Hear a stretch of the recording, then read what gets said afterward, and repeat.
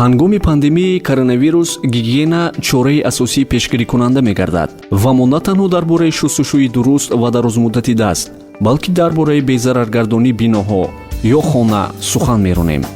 онҳое ки ба кор рафтанро идома медиҳанд, бояд утоқи кориро бо диққат дезинфексия кунанд.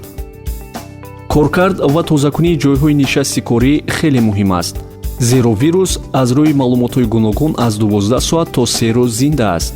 ин маънои онро дорад, ки одаме ки ба объекти ифлос шуда даст расонида ва баъд ба рӯи худ мерасад, он гоҳ мубталои сироят мешавад. сироят тавассути пардаи лоби, чашм, бинӣ, даҳон ба амал меояд, яъне тавассути қатраҳои ҳавоӣ ё бо роҳи алоқаи хоҷигидорӣ.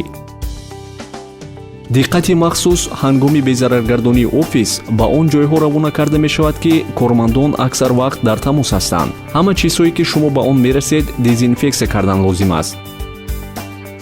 аммо баъзе аз ин чизҳо ба категорияи хатарнок дохил мешавад. дастқапакҳои дар, калидак, васлак ва ғайра.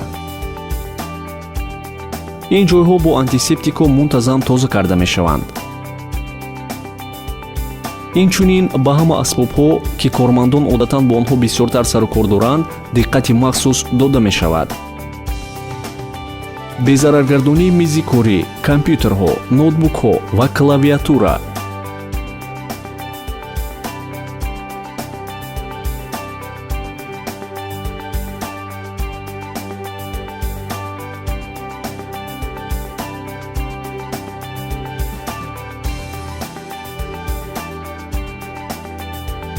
безараргардонии техникаи ороишӣ, нусхабардорҳо, принтерҳо.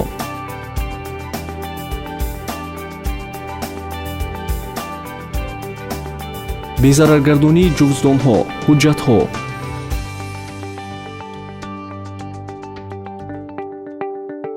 коркарди мебели идоравӣ.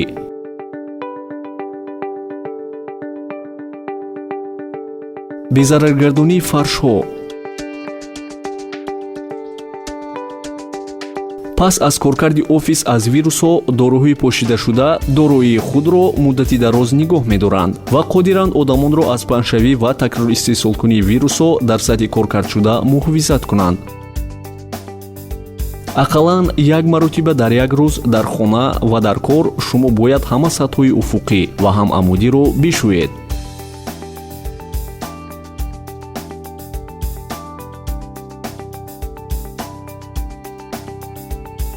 бо диққат ва пайваста бошед, то ки ягон ҷое аз тарафи дастнорасии тозакунӣ бекор кард намонад.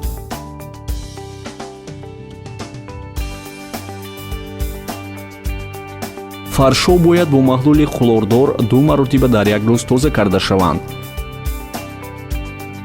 дар офисҳо бояд барои кормандон пойафзоли корӣ ва пойафзолпӯшаки ҳимоявӣ бошад.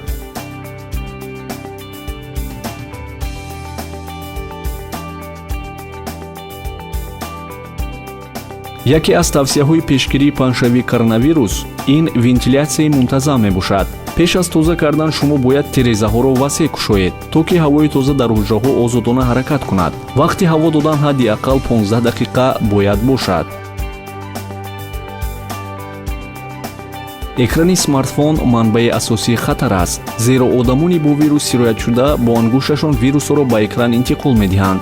аз ин рӯ муҳим аст, ки дастгоҳҳоро бо дезинфексия аз ҳама ҷонибҳо, аз ҷумла ниқобро алоҳида аз телефон бояд тоза кард. дар хона шумо бояд ин корро ҳар дафъа ҳангоми баргаштан аз кӯча ва пеш аз хоб дар офис бошад, дар як соат як маротиба кардан дар кор. онҳое ки корро идома медиҳанд, муқаррарӣ ё дурдаст, бояд клавиатура, муш ва сенсорҳои ноутбук ва инчунин тугмаҳои таҷҳизоти офисро тоза кунанд, хусусан агар одамони гуногун аз он истифода баранд. барои муддате шумо бояд аз хӯрок хӯрдан даст кашед ё дар мези алоҳидаи хӯрокхӯрӣ таом хӯред.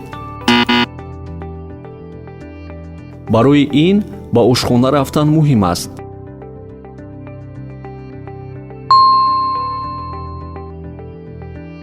ва албатта пеш аз хӯрок дастонро шуста тоза кунед.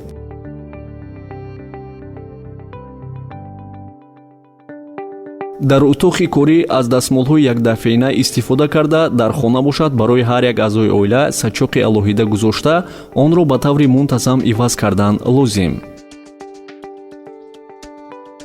ҷойҳои корӣ бояд дар масофаи на камтар аз 1.5 метр бояд бошад. агар вазъ имкон диҳад, масалан баъзе кормандон ба ҷои дурдаст интиқол дода шуданд, пас тавсия дода мешавад ки коргарони боқимондаро яккаса дар утоқи корӣ ҷой намоянд.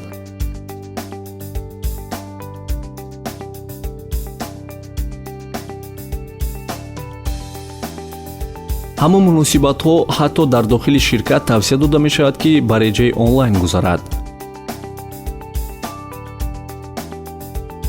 агар ҳузури шахсӣ лозим бошад, муҳим аст ки ба ҳам наздик нашавем. дастфишурӣ ва дигар намудҳои расиданро роҳ надиҳем.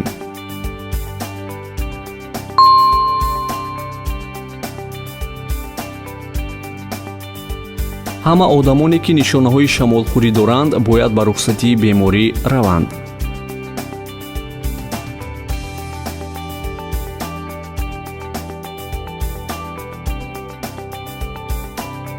ҳар як аъзои оила ва ҳар як корманд бояд фаҳманд, ки ҳама қоидаҳоро қатъиян бояд риоя кунанд.